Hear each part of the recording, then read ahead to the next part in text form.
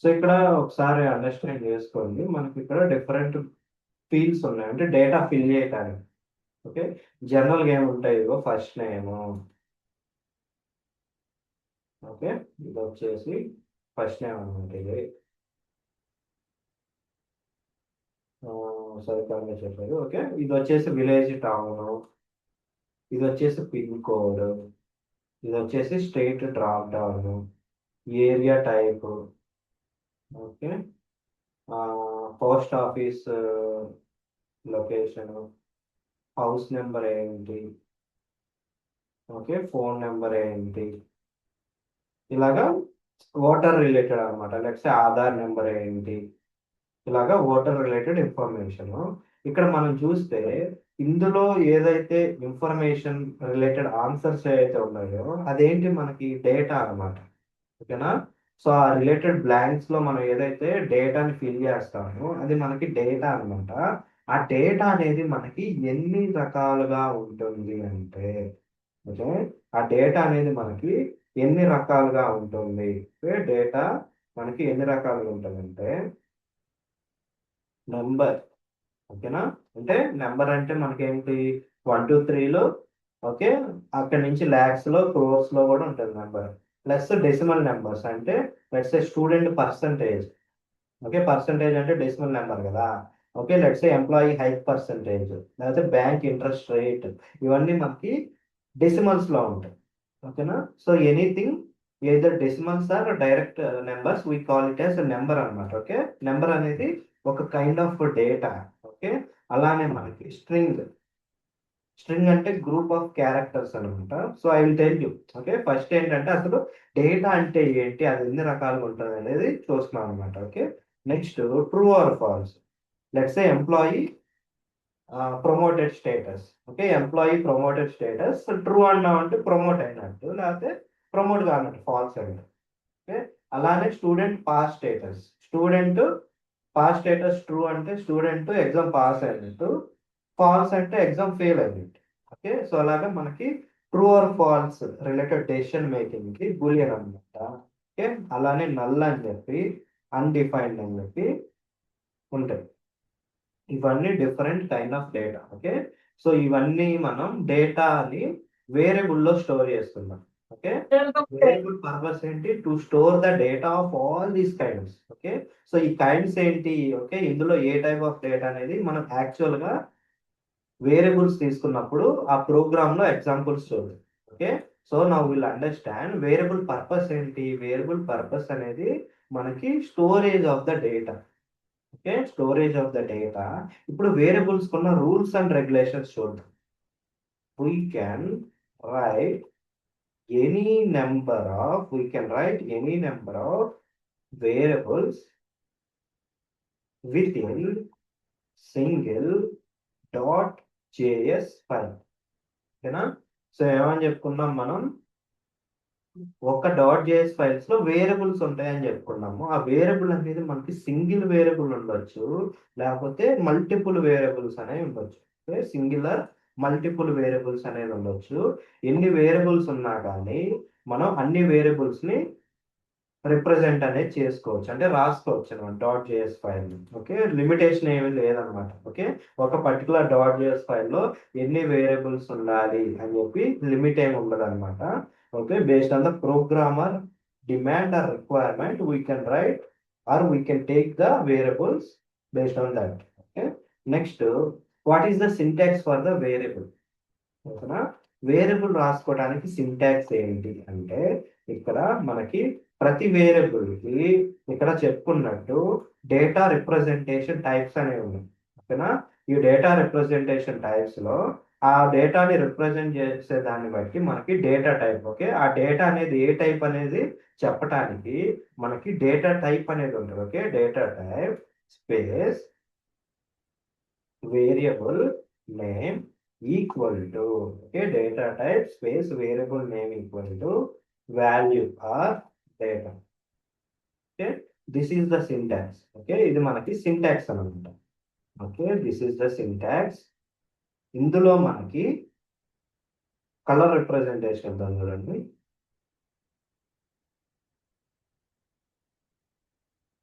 For easy understanding ఇలా తీసుకొని ఏదన్నా వేరియబుల్ మనం రిప్రజెంట్ చేయాలి అంటే రెడ్ లో పెట్టింది మ్యాండేట్. ఓకే, సో చూడండి రెడ్ లో తీసుకుంటే అది మ్యాండేట్ అన్నట్టు. మనకి జావా స్క్రిప్ట్ అనేది అది మనకి స్ట్రిక్ట్ స్ట్రిక్ట్ కాదనమాట. ఓకే, అది నాన్ స్ట్రిక్ట్. స్ట్రిక్ట్ కాదంటే మనకి అది డేటా టైప్. ఓకే, ఆ టైప్ అనేది మనం మెన్షన్ చేసినా చేయకపోయినా ఆప్షనల్ అనమాట. Okay, data type is optional in Java script. అదే టైప్ స్క్రిప్ట్ అయితే డేటా టైప్ అనేది మ్యాండేటరీ. ఓకే, సో ఇక్కడ యాజ్ పర్ జావా స్క్రిప్ట్ మనకి మ్యాండేటరీ ఏంటి, variable name. Okay, but what about value అంటే వాల్యూ అనేది ఇనిషియల్ గా మనం ఇవ్వచ్చు లేకపోతే ఇవ్వకపోవచ్చు. Okay, value is optional. And what is this equal to, ఇక్కడ ఈక్వల్ టు ఏంటంటే ఇక్కడ ఈక్వల్ టు ఉంది కదా, ఈక్వల్ టు పర్పస్ ఏంటంటే ఎప్పుడైతే వాల్యూ ఉంటుందో అక్కడ మనం ఈక్వల్ టు అనేది తీసుకుంటాము. What is the purpose of equal to is it's a assignment operator.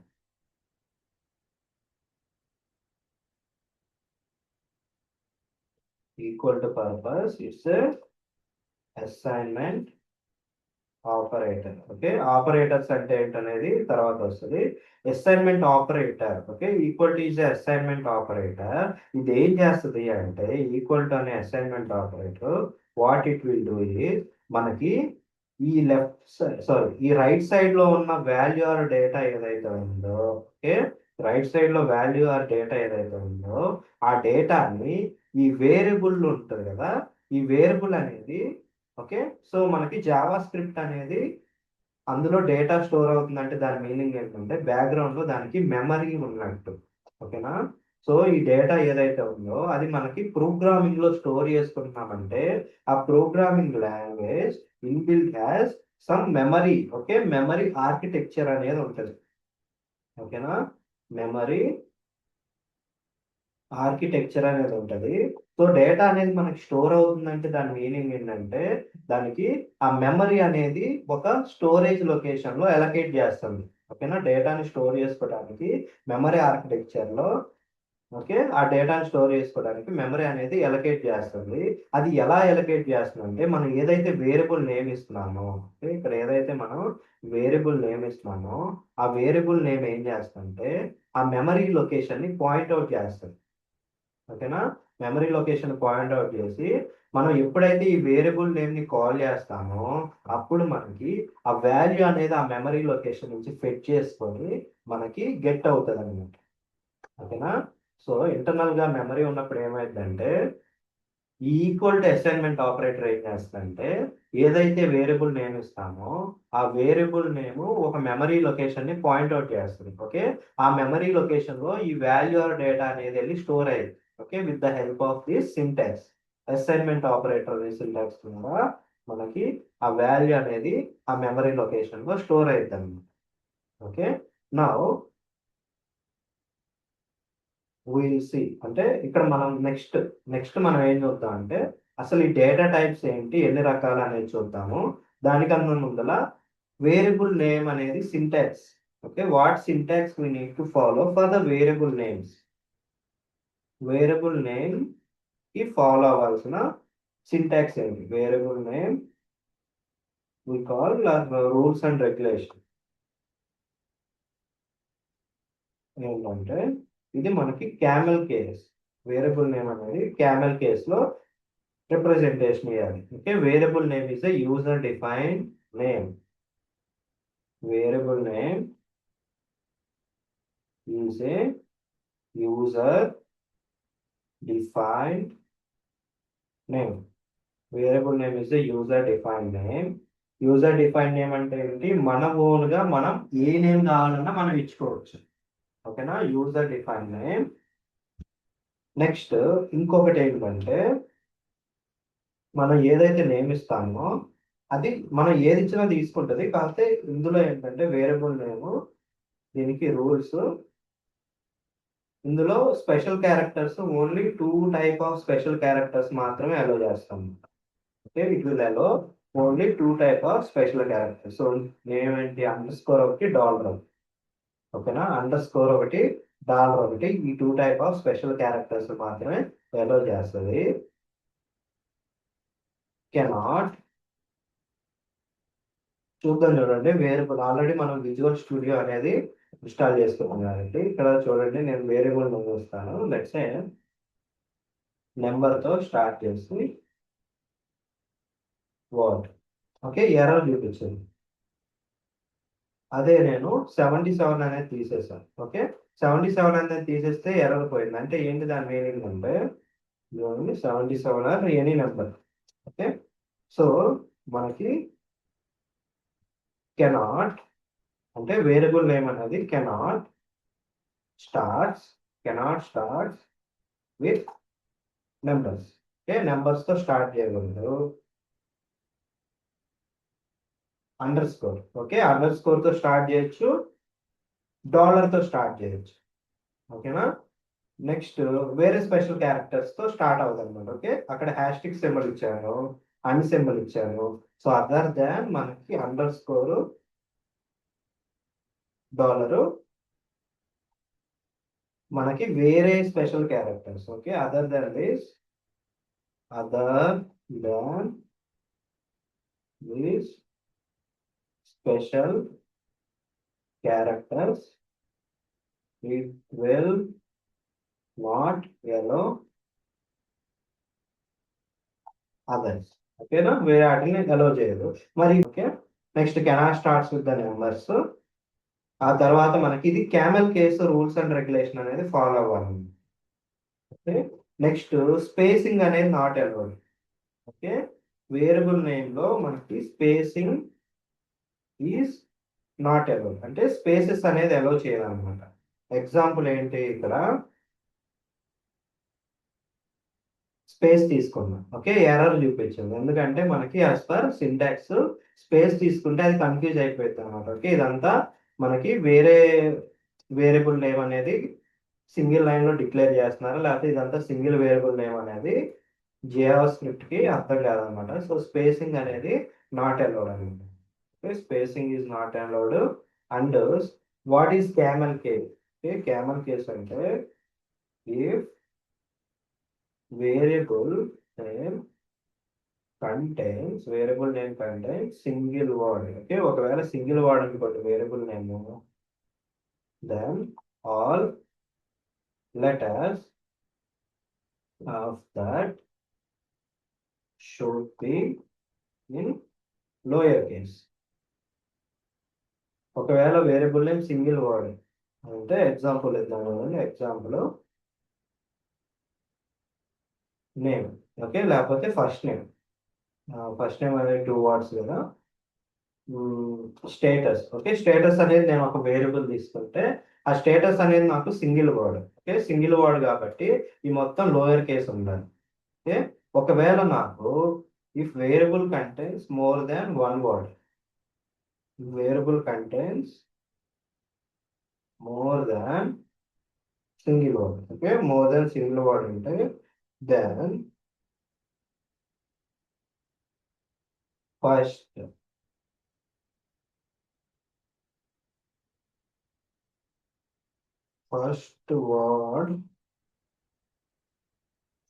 word of all letters should be in lower case, and from second word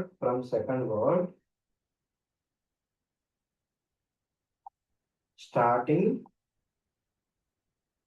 char should be uppercase and remaining are lower case. Okay example ఇస్తే మీకు అర్థమైంది. Example ఏంటి అంటే let's say first name. ఇక్కడ first name అనేది 2 words, first ఒక word name అనేది ఒక వర్డ్. ఓకే ఈ ఫస్ట్ నేమ్ లో ఫస్ట్ వర్డ్ లో మొత్తం లెటర్స్ అనేది లోయర్ కేస్ లో ఉండాలి, సెకండ్ వర్డ్ లో ఫస్ట్ లెటర్ అనేది అప్పర్ కేస్ ఉండాలి. ఓకే నెక్స్ట్ ఇంకొకటి లెట్స్ నేను 3 words తీసుకుంటా. ఓకే 3 words వచ్చేసి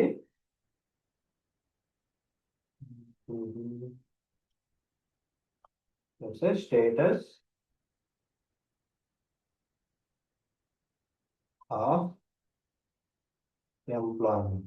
ఓకే, స్టేటస్ ఆఫ్ ఎంప్లాయ్మెంట్ అనేది 3 words. Status of employment. Okay, oh capital ఈ క్యాపిటల్ 3 words కాబట్టి. ఓకే, సో ఇలాగా మనం వేరియబుల్ నేమ్ని క్యామెల్ కేసులో రిప్రజెంటేషన్ అనేది చేసుకోవాలి. ఓకే, అండ్ ఇంకోటి ఏంటంటే important, we cannot use JavaScript reserved keywords as variable names. Okay, ప్రతి ప్రోగ్రామింగ్ లాంగ్వేజ్ కి కొన్ని రూల్స్ అండ్ రెగ్యులేషన్స్ ఉంటాయి. ఓకేనా, అంటే ఇప్పుడు మనం మనుషులను కమ్యూనికేట్ చేసుకోవాలంటే మనకు వచ్చిన లాంగ్వేజ్ లోనే మనం కమ్యూనికేట్ చేసుకోవాలి. ఏదో తెలుగులో కానీ ఇంగ్లీష్లో కానీ మనకి ఏదైతే అర్థమైందో ఆ లాంగ్వేజ్ లో మాట్లాడుకుంటేనే మనకి అండర్స్టాండబుల్ అయింది. అలానే సిస్టమ్ కి అండర్స్టాండబుల్ అవ్వాలి అంటే దానికి అర్థమయ్యే ప్రోగ్రామింగ్ లాంగ్వేజ్ లో మనకి కమ్యూనికేషన్ అనేది చేయాలన్నమాట. ఓకేనా, మనం ఏదైతే లాంగ్వేజ్ మాట్లాడతామో ఆ లాంగ్వేజ్ కి కొన్ని రూల్స్ అండ్ రెగ్యులేషన్స్ ఉన్నాయి. ఓకే, ఆ లాంగ్వేజ్ లో ఉండే వాళ్ళు కానీ ఏబిసిడీలు కానీ అయ్యే వాడాలి. అలానే ఆ ప్రోగ్రామింగ్ లాంగ్వేజ్ వాడు కూడా కొన్ని రూల్స్ అండ్ రెగ్యులేషన్స్ పెట్టుకున్నాడు. ఓకే, ఆ రూల్స్ అండ్ రెగ్యులేషన్స్ లో భాగంగా కొన్ని రిజర్వ్డ్ కీవర్డ్స్ అనేది వాడు పెట్టుకున్నాడు అనమాట. ఆ రిజర్వ్డ్ కీవర్డ్స్ లో లిస్ట్ లో నుంచి మనం వేరియబుల్ నేమ్స్ అనేది ఇవ్వకూడదు. ఓకే, ఆ రిజర్వ్డ్ కీవర్డ్స్ ఏమున్నాయంటే ఒకసారి చూద్దాం కదండి. Java script reserved keywords.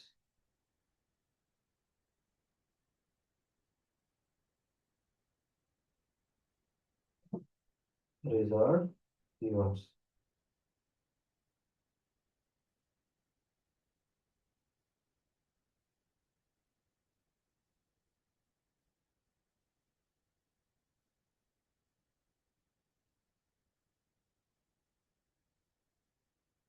Okay, ఈ రిజర్వ్డ్ కీవర్డ్స్ మనం ఇవ్వకూడదు అనమాట.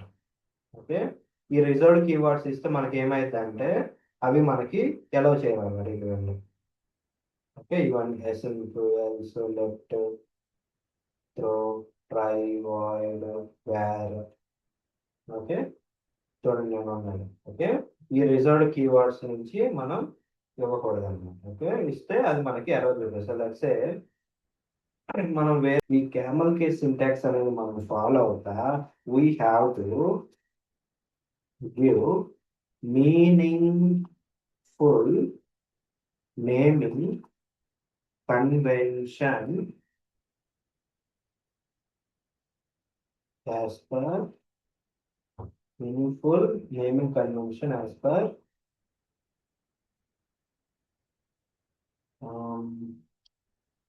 current data that variable is storing. అంటే మనం ఏదైతే వేరియబుల్ కి నేమ్ ఇస్తామో ఆ నేమ్ అనేది ఆ వేరియబుల్ ఎందుకు, ఓకే, ఆ వేరియబుల్ లో ఉన్న డేటా, ఓకే, వేరియబుల్ లో ఉన్న డేటా దేన్ని రిప్రజెంట్ చేస్తుందో దానికి పాయింట్ అవుట్ చేస్తా మీనింగ్ఫుల్ గా ఉండాలి. ఓకేనా, ఫర్ సపోజ్ ఇక్కడ నేను ఒక వేరియబుల్ నేమ్ ఇస్తాను. Let's say status equal to 88 అని. Status equal to 88. ఓకేనా, డబుల్ ఈక్వల్ టు కాదు, single equal to. Status equal to 88 అని. అంటే ఏంటి స్టేటస్, ఇది ఒక డేటా ఆర్ వాల్యూ. ఓకే, 88 అనేది ఒక వాల్యూ. ఓకే, అది ఎందులో స్టోర్ చేస్తున్నాము, స్టేటస్ అనే వేరియబుల్లో స్టోర్ చేస్తాం.